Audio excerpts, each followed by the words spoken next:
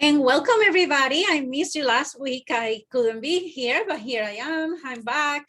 I'm Sandra Arevalo. I'm the Director of Community Health and Wellness at Montefiore Nyan Hospital to this April 14th. We have two guests with us today from the Pride Wellness Center at Montefiore Nyack, Jacob's Family Pride Wellness Center at Montefiore Nyack. They also work at the Oval Center. That's actually their main place at Montefiore in the Bronx. And the topic of today is sexually transmissible infections and how to have safe sex, actually, and they are experts on the topic. So to get us started, what I'm going to ask from Dr. Bernardo and Justin Torre is to introduce yourselves. Tell us a little bit about, what you do, your job, how did you get specialized in this topic? Sure, I guess I'll go first. Good morning or good afternoon, everyone. My name is Ralph Bernardo. I am a infectious disease specialist. I work at Montefiore Medical Center. My primary location is in the Bronx at our Moses campus, where I attend at two outpatient clinics where we focus on sexual health, the diagnosis and treatment of sexually transmitted infections, the prevention and treatment of HIV, among other things. And then most recently, as Sandra was alluding to, I also started working at the Pride Wellness Center in Nyack, which we opened our doors in November, I believe it was, if I'm not mistaken. November 15th. Yes, November. I can't believe it was that long ago already. And there we provide similar services that we are continuing to expand on over time.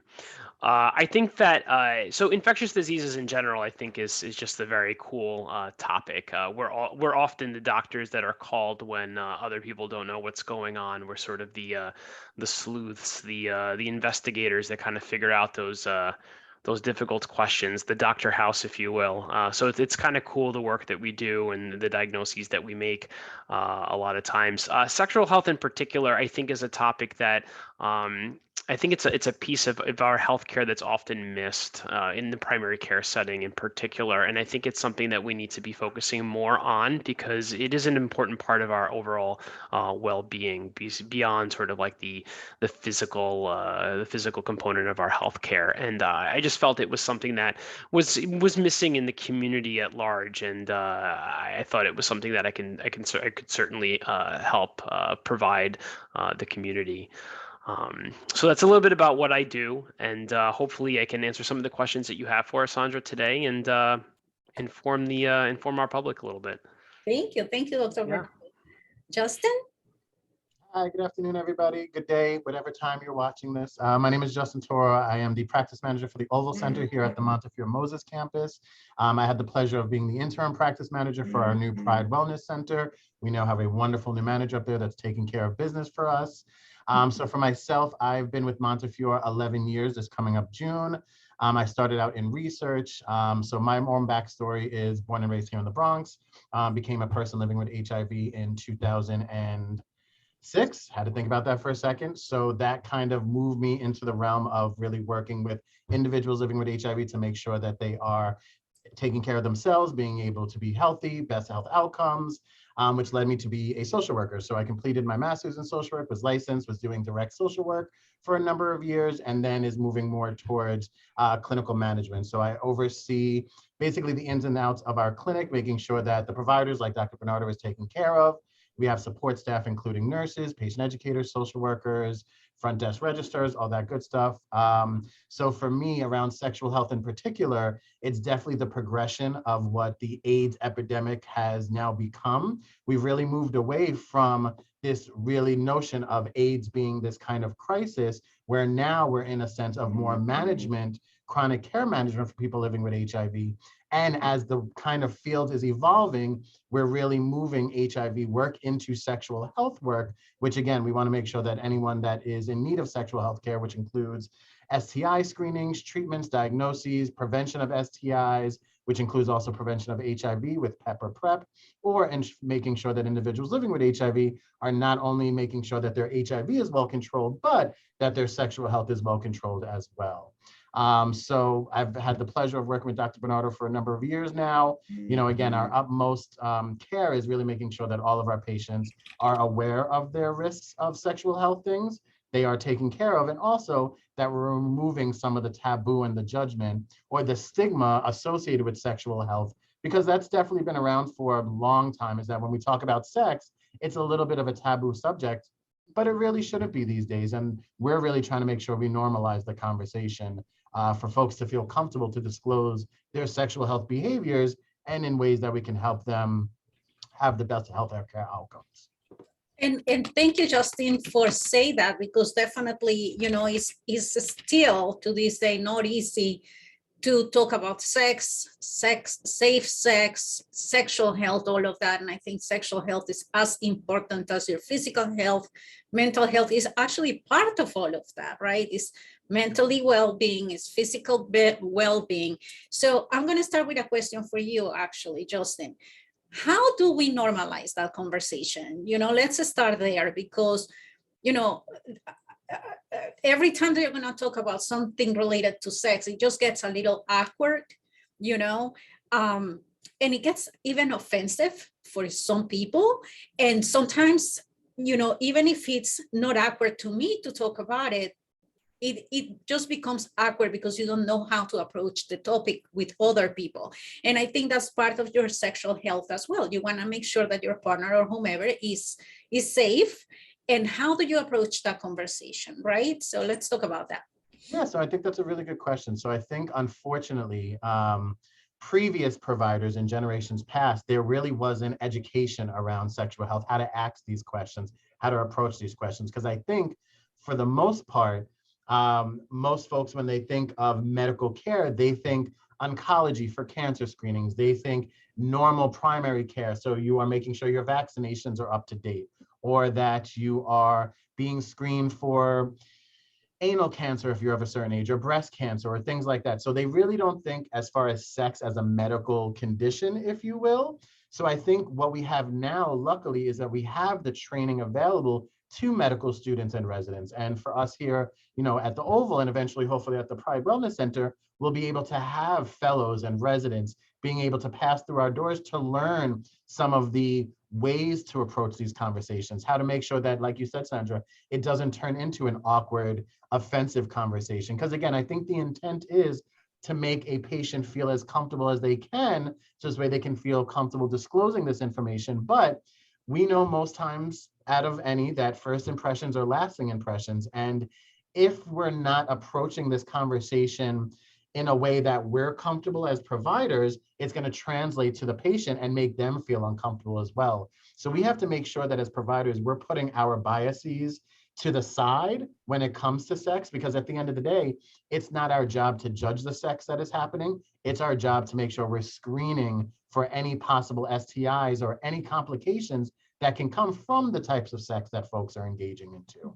So again, I think as we kind of build the sexual health realm, folks are going to come to practices that are sex positive and then return to their primary care doctor and hopefully start that conversation with their PCP.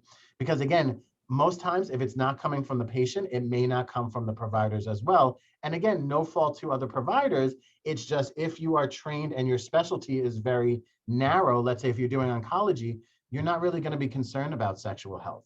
So for us, because that's kind of our realm of sexual health, we're making sure that when the patients leave out of here, they're educated on the type of complications that might come from the behaviors that they're engaging to, what it can, like you said, do to the mind, the body. We want to take care of the whole person. And again, we know behaviors can dictate from a mental health status or from substance use or things like that. So again, when we say we want to take care of the whole person, we're not just going to say, oh, you want STI screenings? Great, we're going to swab you. But we want to know, what's your living conditions at home? Who is your network of partners? Because if you're engaging with multiple partners, we want to make sure that your network is also taken care of as well. Because if not, it's just going to be kind of a tennis match back and forth that an STI can be passed around. So again, we want to make sure that we're taking care of the person, their partners, their immediate circle, and addressing anything just past sexual health stuff. Dr. Bernardo, would you like to add to that? Sure. So I think the other thing that's important too is the environment that the individual is walking into. So we make sure, for example, at the Oval Center that we create an environment that is affirming, a safe space, confidential, so that individuals can feel comfortable having these conversations. And feel comfortable knowing that the staff and healthcare providers there are knowledgeable and able to have these conversations. So, for example, signage, walking into the office, seeing signs about safe sex, or offering condoms at the desk, or Gender just pronouns. or you got right asking about gender pronouns, for example, or wearing a lanyard that mentions something related to sexual health or LGBTQ care, if that's the population you're serving, et cetera. Just little things in the office where you can actually create an environment that is affirming, reassuring, and confidential. And then I think it's about how you're addressing the questions, right? So we ask about things like tobacco pretty routinely, right? So I think segueing off of those common questions that we ask any patient. So I don't think necessarily has to follow the questions regarding tobacco, but you normalize those questions, right? So hey, we like to ask all of our patients about any tobacco use. We know that tobacco use is associated with X, Y, and Z. So if you are smoking, I'd like to support you and talk to you about ways that maybe we can reduce your tobacco use and ultimately get you to quit. And then similarly say, one of the other topics we also like to talk about is your sexual health. We know that your sexual health is just as important, and for some people might be more important than your physical health or your mental health or whatever it may be. So I'd like to ask you some questions about your sexual health, and then reinforce the individual. Say, what stays in this room is confidential, and I'd like to assure you that I'm here to help, and that nothing will leave this room. So again, normalizing the conversation, creating that safe, reaffirming, and confidential space for your patient. And then just those little things that you can do within the office space, for example, to sort of signify or signal to that individual, hey, listen, we're here to help. We're able and open to have those conversations with you. So feel comfortable to do so. I think Now, that those are ways that you can sort of get to those questions. absolutely. Thank you so much. And just a little break to remind our attendees that if you like to ask questions, please go ahead, use the chat, use the Q&A boxes, and just start sending us your questions. And you've explained very nicely how we can provide a safe space for our patients. But as patients, what will be your recommendations?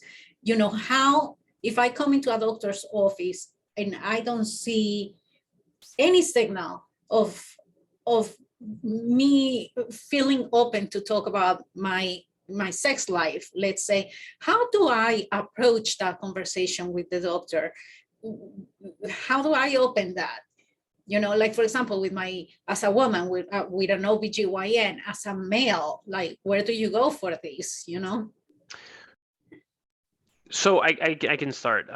So I think a lot of it has to do with the relationship that you have with your provider and the office staff.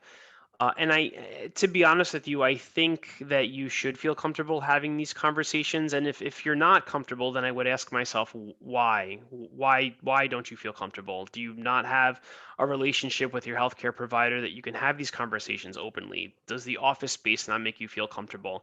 So to answer your question, Sandra, I would actually then ask myself, what is it? Why? Why don't I feel comfortable? Not what you should do differently. Why don't you feel comfortable from the beginning? Because I think that really is where the problem is. But assuming you feel comfortable with the space, you feel comfortable with the provider, then really it should be a matter of just asking questions and say, listen, hey, I have some additional concerns that I wanted to discuss with you, and I was hoping we can talk about my sexual health a little bit, and just sort of open it up, very open-ended question, and see how the conversation goes. If it doesn't go the way you'd like, or maybe is heading off in the wrong direction, or your provider is maybe cutting you off because that provider doesn't feel comfortable or isn't knowledgeable having those conversations, that's part of the reason why we exist as an office space. You know, we're able to supplement and provide those services and have those conversations that maybe, for example, a primary care provider might not feel comfortable having for whatever reason, because maybe they haven't had that education or whatever the case may be. So that's probably where I would start. Mm-hmm. Yeah, that's great. Justin? Yeah, so if I can add on to that. So exactly what Dr. Bernardo said is right. And I think also, you know, sometimes when we speak to some patients, we kind of let them know looking for providers like dating. You kind of have to feel around a little bit. You got to, you know, kiss all these frogs until you find your prince or queen. But it's really true, is because you're going to be in a relationship, a clinical relationship with your provider. If you're not comfortable or you don't feel right off the bat that this is going to be a space for you, you can find another provider.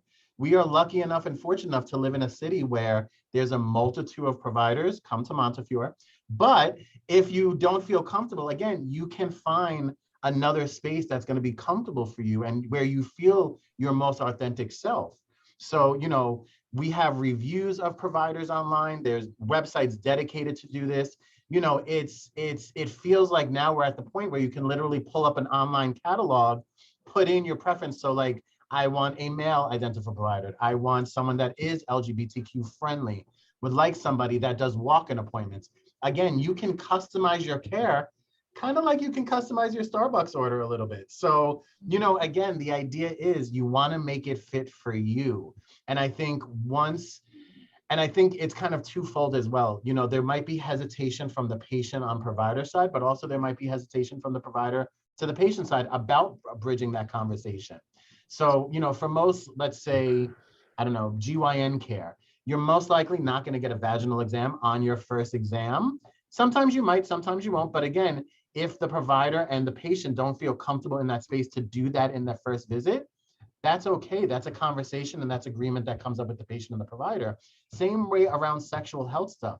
If it's the first time I'm meeting with a provider, I may not inform them of everything that's going on, but if I feel comfortable enough, then I'll say at the next visit, hey, I have these concerns I would love to address with you. I may not have felt comfortable before, but coming back a second time, I'm feeling a little bit more comfortable now. So, you know, again, it's kind of this balancing act of making sure that we are being able to voice ourselves, but also that the provider's office is open and willing to have that conversation. So for us, things really start at triage. If our nursing staff isn't competent or comfortable enough to ask these questions, then it's going to lead down the chain that the provider is not going to be aware that there's these things happening or these questions might happen. So making sure that, again, also support staff is comfortable and trained on how to open these conversations. So when they get into the doctor's office, there's already things kind of marinating in the mind of, oh, I spoke to the nurse about this. That means I can feel comfortable enough speaking to the doctor about this as well. Well, and I think this has been a great introduction. So now let's get into STIs. So if one of you wants to explain, like, what are STIs? Sure. At the simplest definition, I mean, a sexually transmitted infection is any infection that can be transmitted through sexual contact. So this includes certain bacterial infections, like, for example, gonorrhea, chlamydia, syphilis, certain viruses like the human papillomavirus or HPV, hepatitis B, herpes, or certain parasites like trichomonas. And who is at higher risk to get one of these infections, or is everybody at the same risk? So I think in theory, anyone who has sex is at risk for a sexually transmitted infection, right? I always tell my patients the only individual sexual history that you can rely on for sure is your own. So I think that I think that there is a degree of risk for anyone who is sexually active, regardless of the number of individuals they're having sex with or who they may be having sex with. And that's why I recommend at least yearly screening for sexually transmitted infections, regardless of the number of individuals you're having sex with or the types of individuals, whether they're male, female, trans, cis, non-binary. Just routine screening. Obviously, I think just statistically, the more individuals you have sex with, if you have multiple partners, there is a higher risk. Not knowing the status of your partners also increases your risk as well. And then condomless sex as well, since we know condoms do provide relatively good protection against sexually transmitted infections, including HIV. Justin, anything you want to add? I did have a thought and now it left my brain. So I think where we are now, particularly with STI screenings, before it was very much risk-based. Now we're really trying to normalize the conversation, like Dr. Bernard was saying, and offer it to everyone. So, we've heard stories of individuals that long-term married in a monogamous relationship. A few years into seeing their doctor, the doctor stopped asking about STI screenings. And one of the patients actually stood up and said, well, I know I'm not doing anything, but I don't know if my partner's doing anything. So if I didn't bring up this conversation about STIs, you would not have asked me to be screened, which then means we might have had a missed opportunity if my partner is stepping out. So like Dr. Bernardo said, we are our best historians, but we also have to worry about those that we are bringing into our circle and we're engaging in sexual behaviors with. So again, and I've heard this interesting, that if when you sleep with one person, you've slept with all the people that they slept with. A little bit of an older school kind of thing that we've been told, but in some reality, there's some truth to that, because again, if an individual is engaging with multiple partners, we want to celebrate that and we want to make sure that they're taking care of themselves. But again, that is now, let's say 3 or 4 histories that we're bringing to the table, and we need to make sure that we're taking care of. So again, regardless if someone is gay, bisexual, transgender, Black, white, Hispanic, regardless if they're engaging in sex, if they're not, if they're single, if they're married, the offer should be made point blank, period. Because again, sometimes for us, what we like to say, if somebody says, oh, I haven't been having sex, understandably so, let's get you a fresh round of screening. So this way, when you're ready to engage in sexual behaviors, you have a clean bill of health. You are aware of what's going on beforehand versus coming to us after the fact being like, I had an uh-oh moment, I need to get taken care of. So for us, we want to be a little bit more proactive rather than reactive when it comes to sexual health. And, going back to the taboo in that, like, how do you ask your partner, it's not like you have a vaccine card, right? Like the COVID vaccine card that everybody asks and you show. So, you engage in a new relationship, and how do you ask your partner, oh, what is your vaccine card? Like, how do you start that conversation? I think that would be very helpful for people to learn. So I think one of the ways to do it is, again, sort of trying to normalize it and not just make it necessarily about you, but the person or people that you're having sex with. So rather than saying to somebody, for example, I won't have sex with you until I see your results, I would say something like, I would like to try to keep us both infection free. And so I went and I got myself tested and I wanted to share my results with you. And I was hoping that before we start this sexual type of relationship, I was hoping that maybe you can share your results with me. So make it about both people or all people who are involved rather than just making it unidirectional, I think can certainly help. Mm-hmm. And how do you recognize if you have an STI or someone has an STI? That's the $1 million question, right? So I would say that the majority of the time, most people won't have any symptoms. And this is why routine screening becomes important. A lot of sexually transmitted infections will actually be what we call asymptomatic or will not present with any particular signs or symptoms, and the only way they will be diagnosed is if they're tested. Those that are presenting with symptoms, it depends on the site of infection, whether it's an infection in the throat, in the genitals, in the rectum. It depends on the particular site of infection and on the infection itself. Is this a bacterial infection? Is it a virus? Is it a parasite? So I think there's lots of variables to how these things can present. But to answer your question, Sandra, there really is no definitive way to know for sure except by getting tested. Mhm, mhm. Yeah, and if I can, I just want to add on to kind of the question before about, you know, how do you even abridge the vaccination, the sexual health card, or anything like that. We're lucky enough to be in the age of technology where there's patient portals for mainly every practice nowadays, larger institutions, et cetera. So, you know, our results are at the palm of our hands right now. So, you know, we've had individuals that have come in and said, hi, I'm here with my partner. We just started talking. We want to engage in sex. We're coming together to make this decision to get screened together. But also, like we had mentioned, when we tell folks, hey, to have that clean bill of health, when we tell folks like, you have your My Chart or your patient portal, sharing results is becoming so much easier than it was back in the day, because again, everything's at the palm of our hands. And then in regards to, you know, this conversation about, you know, signs and symptoms, things like that, you know, we can kind of bring this back a little bit to the days of when folks said, oh, I can tell if somebody has HIV.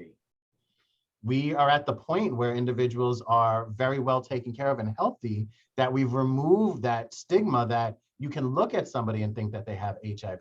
Same thing with an STI. You can't look at someone and think, oh, this person has gonorrhea, chlamydia. It's not, we're not there, and I don't think we'll ever be there. But you know, there is technology that is coming out to be able to diagnose STIs much sooner. We're working on studies to help to prophylaxically try to eliminate STI diagnosis. So this way we can have medication that prevents STIs. So again, we're moving toward this direction of trying to get a better handle on STIs. But again, people are enjoying sex, so we will be here to treat and take care of them. Now, let me ask you something. You have mentioned screenings, and it sounds like it's really pretty much the only way to go to really know if you have an STI.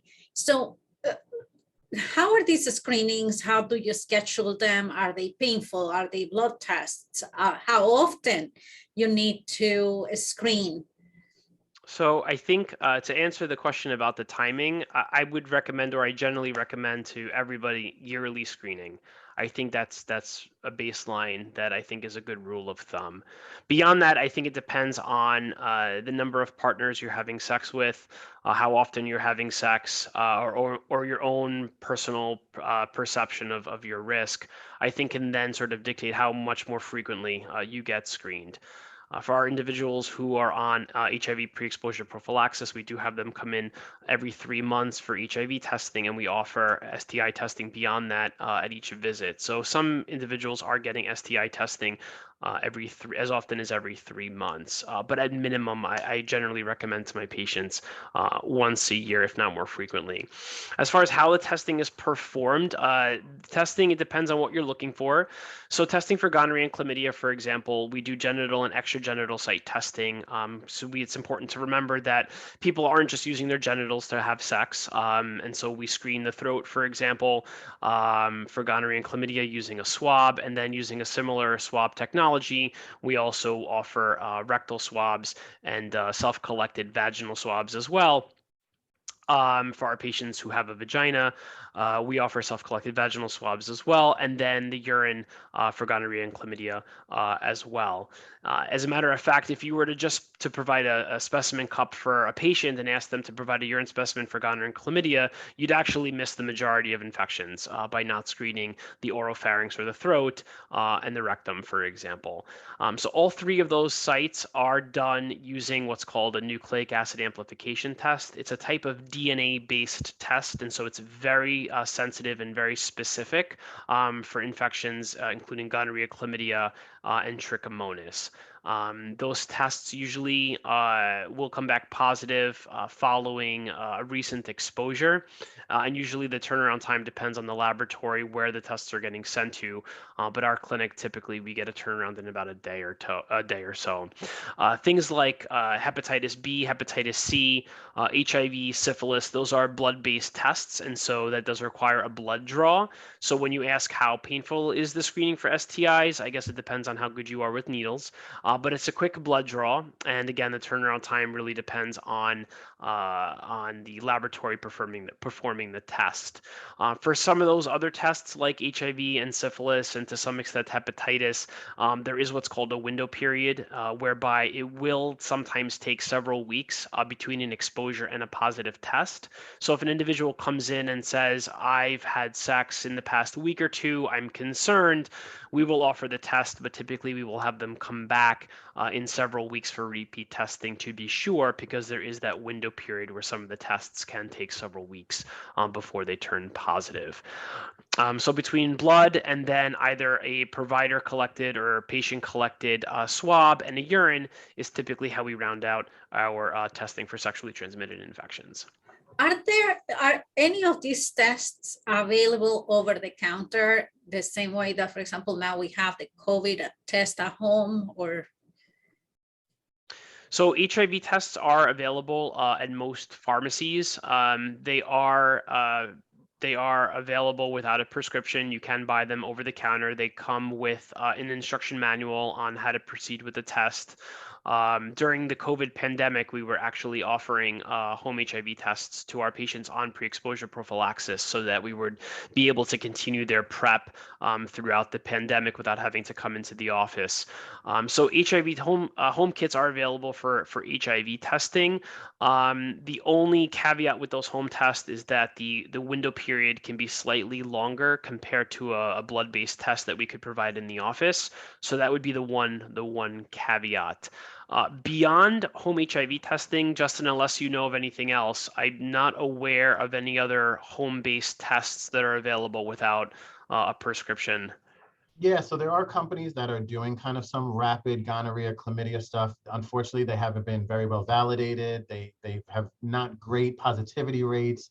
So, during COVID, like as Dr. Bernardo mentioned, when we had to switch things more virtually, we looked into these possibilities of home self-collection kits. But again, looking at some of the science that was behind them, they weren't as accurate as if somebody would actually come in and do the swabs and things like that. So, again, while technology is getting great, we're not quite there yet with the home technology for STI screenings, but they are things that are definitely in the works. Mm-hmm. And this over-the-counter HIV test, is it reliable? Yep, it is. Yep, from the same company that we've been using HIV tests for many, many years. HIV tests here within the hospital through the company or Quick, or Sure or Quick, same company. But yes, it is very, very well accurate. It is the oral swab that can be done. So, and it comes in a very clear package, explains how it works, and gives resources just in case an individual does acutely see a positive result. Again, it explains that this is not a confirmation test. There needs to be confirmatory testing. These are numbers to outreach if you do have a positive line. So there is support. And I know when the idea came about for doing take-home testing, there was a lot of conversation about making sure that there were resources available, because from a mental health standpoint, having somebody do this test alone by themselves can be very tricky and can be very dangerous. So again, we wanted to make sure that the support was available 24/7 for folks that if they did get a positive line, they knew next steps, and they knew that, again, there is, although small room for a false positive, that there is still a possibility that this test is not 100% confirmed as of yet. Mm-hmm. Thank you, Justin. Are there any symptoms for any of the STIs we've been mentioning, chlamydia, gonorrhea, all of these? Are there any symptoms that would alert any of us to go to the doctor and get tested? Sure. So, I mean, we can talk about some of the more common things, but again, the caveat being that a lot of times these things do present in an asymptomatic or symptom-free manner. So if you think about the site of exposure, so if someone were to have, for example, oropharyngeal gonorrhea or chlamydia, or in other words, gonorrhea or chlamydia in their throat, sometimes individuals can present with a sore throat, swollen glands in their neck. They may have exudates or white patches in the back of their throats. I mean, you can think about perhaps if anyone's had, or most of us at some point have had strep throat in the past, it can present very similarly. If someone were to have gonorrhea, chlamydia, for example, in the urethra, so a man or cis man, for example, or a trans woman may present with, example, penile discharge, testicular pain, like a dull testicular pain, for example.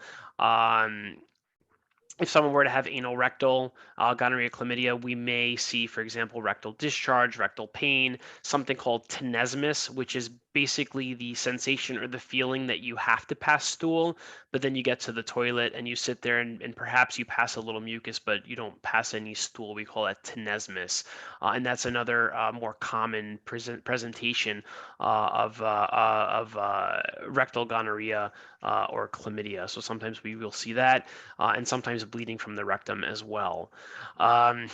Syphilis, we always learned in medical school that syphilis is one of the great mimickers. Syphilis literally can present like anything. There are no signs or symptoms that, for example, rule in or rule out syphilis. However, classically, if you were to read the textbook, the initial presentation of syphilis is with what we call a chancre, and a chancre is basically a painless ulcer that presents at the site of exposure.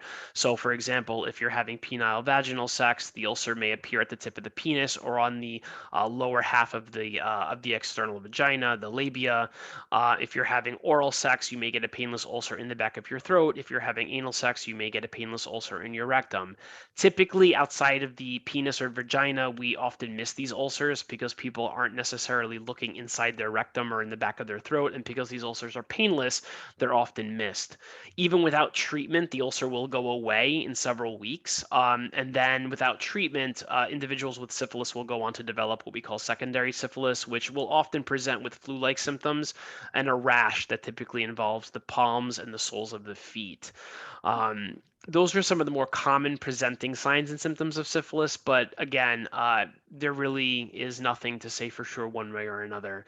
HIV is also a big mimicker and can present in a myriad of ways, and a lot of individuals with even acute HIV don't have any symptoms. If you were to have symptoms from an acute HIV infection, they often will be presenting like a flu-like syndrome, for example. So fevers, sore throat, swollen glands, and occasionally you can see a rash, although the rash is very brief and is often missed. But again, none of these things definitively say one way or another whether an individual has HIV similar to syphilis. So I think those are some of the more common presentations we would see for some of these sexually transmitted infections. And I know that we've said this, but again, just to reiterate, if there is any concern, I mean, testing is really the best way to know for sure. I would try to avoid the internet. I would try to not Google symptoms and try to make a diagnosis at home. Again, the only way to know for sure is to get tested. And this leads to a good point that, we had mentioned before, but also to really want to point out is that, the conversations of the kind of sex folks are having is very important. So this way we know exactly where we are testing, as Dr. O'Donnell mentioned, urine-based testing, swabbing testing. So again, if folks are engaging in oral sex, making sure that we're doing throat swabs. If they're engaging in anal sex, regardless of gender and orientation, people are engaging in anal sex, we want to make sure that we are approaching that conversation so we can swab, sample, and making sure that each site has been securely taken care of and that there is a complete clean bill of health for folks. And what about treatment? Can all STIs be cured? So it's a great question. Most of them can. So the ones that are caused by bacteria, certainly. So things like gonorrhea, chlamydia, syphilis, those infections are curable with antibiotics. Admittingly, something like gonorrhea over time is becoming more and more resistant to our antibiotics. However, we still have very good antibiotics available. So gonorrhea can still be cured. Chlamydia, syphilis, these are all curable with antibiotics. The infection that's caused by a parasite or trichomonas is also curable with an antibiotic as well. The infections that are caused by viruses, so things like herpes, for example, unfortunately, there are no cures. However, these infections are very manageable with antiviral medications if they are causing distress or frequent outbreaks in patients. HIV, as we know, to date, there is no cure. However, there are very, very effective treatments available for HIV to the point where we can bring an HIV viral load down to what we call undetectable in the blood, which basically means that the HIV virus is at a level that is so low that it cannot even be detected by our current technology. And we know now that if an individual living with HIV remains undetectable on medication, it's actually impossible for that individual to transmit HIV to an HIV negative individual through sex. HPV, the human papillomavirus, is another virus that can be transmitted sexually. This virus is ubiquitous, which is why vaccination is so important, especially before an individual's sexual debut, because we want to prevent these things before an exposure. Most HPV infections will resolve on their own. Those that don't can lead to things like warts or certain types of cancer, including cervical cancer, penile cancer, and rectal cancer or anal cancer. But there is a vaccine available to protect against the 9 most common types of the human papillomavirus that cause warts and cancers. And these are vaccines that, again, we offer at an early age, preferably before sexual debut, before an individual might be exposed. But beyond that, there is no cure for HPV just yet. I think those are the big ones. Oh, and then I should also mention, sorry, Justin, the other big thing too is hepatitis B, which I think is often the overlooked virus. Hepatitis B, we don't hear much about because most of us are vaccinated against hepatitis B when we're adolescents. Actually, now you get your first hepatitis B shot, I think, at the first day of life. After you're born. So most of us have been vaccinated against hepatitis B, but based on circumstances, or if you weren't born in the United States, or for whatever reason, perhaps you missed the vaccination, it is something that you should be screened for whether or not you've been vaccinated, because if not, it is something you should receive a vaccine for. Hepatitis B is preventable with vaccine. And it is something that should be assessed, because if you go on to develop a chronic hepatitis B infection, there is no cure for that either. And then the last thing would be hepatitis C, which is another infection. Typically, we view it as a bloodborne pathogen. However, it can be transmitted sexually. There is no vaccine for hepatitis C, unlike hepatitis B. However, there are effective cures available. So hep C would be the one viral infection that can be transmitted sexually, for which there are effective cures. Mm-hmm. And I was going to mention, Dr. Monroe has been mentioning about, before onset of sexuality or things like that. So there was a question in the chat about, parents and not having to divulge information. So just so folks are aware that 2 or 3 years ago, I feel like at this point, New York State as a whole reclassified their STI guidelines and their laws. So if an individual is above the age of 12, they can request screening and receive treatment for any STIs, which includes HIV care and PrEP or PEP. So before, the language was a little murky, if you will, because it was really saying that a young person can, oh my Lord, what's the word I'm looking for? A young person can consent to the testing. However, they would still need parental permission for treatment options. So we were only kind of battling half of the barrier for young folks, where great, we can test you, but if we need to treat you, we need your parents involved. So again, New York State as a whole moved language and also moved HIV, also moved HIV underneath the Sexual Reproductive Act. So this way, if an individual is above the age of 12, again, can request that no information is sent with parents, and can also request with insurances to avoid explanation of benefits to go home, to avoid any confidentiality issues. So again, when this law happened, it definitely helped us as providers to be able to open up the conversation more with younger folks, because again, we want to make sure that we're starting these conversations early. So this way, when somebody, really gets into their sexual lifestyle, they have the information and they're prepared for it, versus for some of us, where sex ed probably wasn't the best in our coming up days, where we were learning a lot of things from friends or off the street or things like that. We want to make sure that we're preparing folks with the best information, which is why Dr. Minardo said, do not Google anything. Dr. Google is the worst thing you can possibly do, particularly for STIs. What are some of the long-term effects of STIs? Long-term effects of STIs. So again, I think a lot of it depends on the site of infection, but I think probably the more pressing concern for most untreated STIs is infertility. So things like gonorrhea, chlamydia, for example, if they're left untreated, can actually become what we call an ascending infection.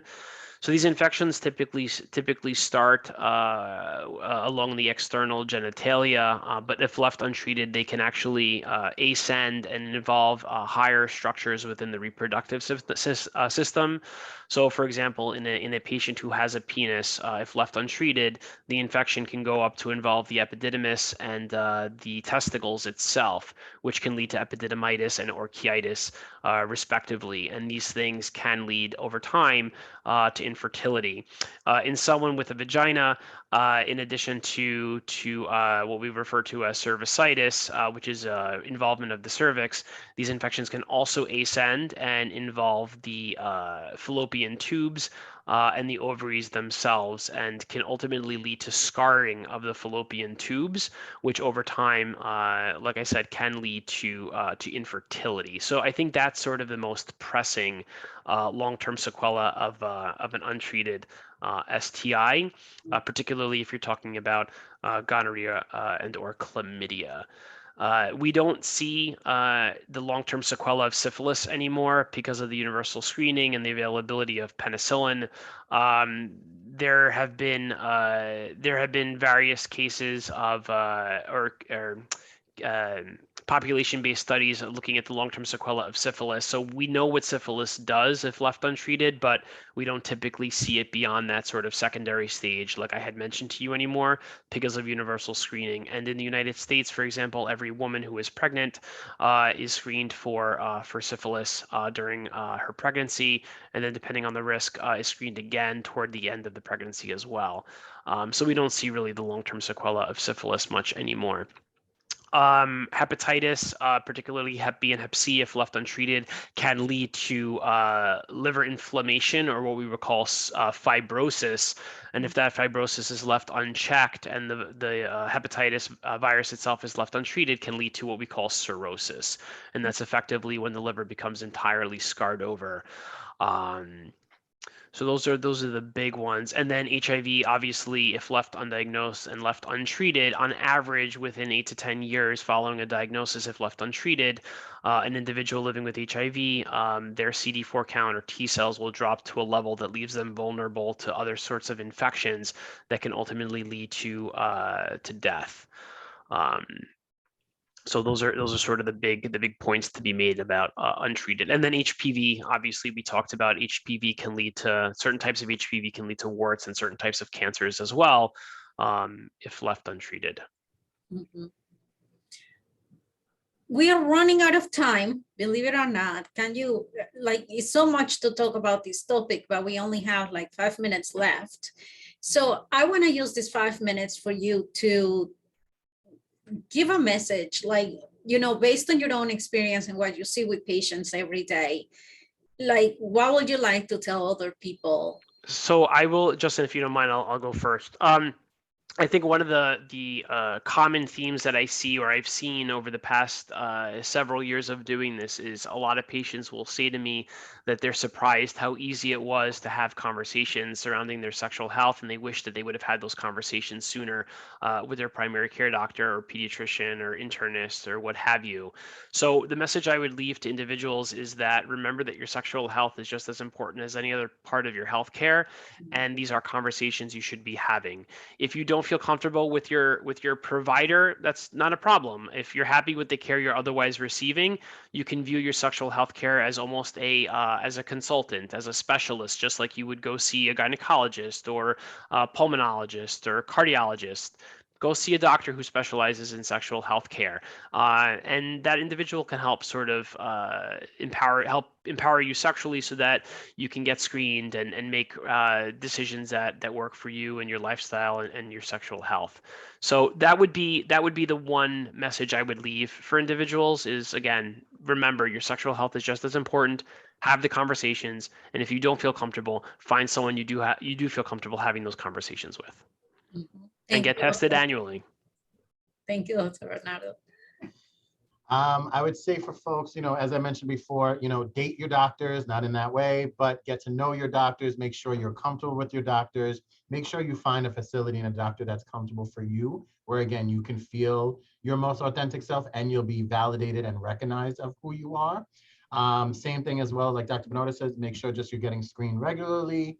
And at the end of the day, don't allow society, providers, culture to make you feel any less than you are when it comes to sexual health. Everyone enjoys pleasure. I will say it like that, whether that's with yourself, with a partner, with other partners, etc. Make sure that what is comfortable and what feels good to you and that is safe for you, enjoy it and thrive in it.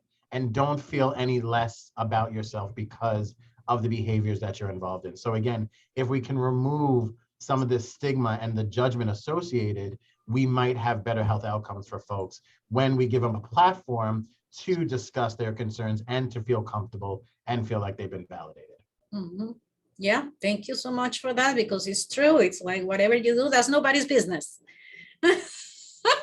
Right? So thank you so much, Dr. Bernardo, Justin, Torre. I'm very privileged to get to work with you at the Pride Center. It's great to find people who really care about other people in the way that you guys do. So thank you so much for that. And, thank you, Sandra. And next week, we're going to be talking about the barriers to good healthcare for women. So the conversation continues now for women, and I'll be here next week. And again, thank you so much. Thank you to all of our attendees. Thank you for the questions. And we get a thank you from Mike. So I'll leave you for now and see you next week.